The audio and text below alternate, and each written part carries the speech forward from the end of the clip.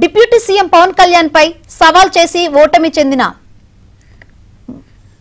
తాను కాపు కోరికలు నెరవేర్చలేకపోయారు. రాష్ట్రంలో కేంద్రంలో పలుకుబడి ఉన్న పవన్ కాపుల కోరికలు నెరవేర్చాలని కోరారు. పవన్ అభిమానులు బూతులు తిడుతున్నారని వెంటనే పవన్ కళ్యాణ్ అభిమానులు అసభ్యకర మాటలు ఆపేయాలని ముద్రగడ పద్మనాభం కోరారు.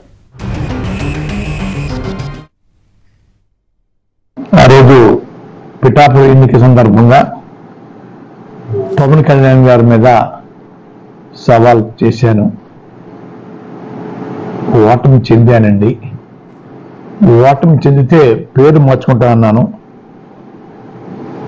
పేరు మార్పుకి దరఖాస్తు చేశాను. ప్రభుత్వం యాక్సెప్ట్ చేసిందండి. బడ్జెట్లో ప్రింట్ చేసిందండి. దయచేసి పవన్ కళ్యాణ్ గారు, మిమ్మల్ని ప్రేమించే యువత నిత్యం బూతులు పెడతా ఉన్నారు మెసేజ్ల ద్వారా. ఇది మంచి పద్ధతి కాదని నా అభిప్రాయం. మీ భాషలో పెట్టాలి అనుకుంటే పెట్టించండి, బాధపడను.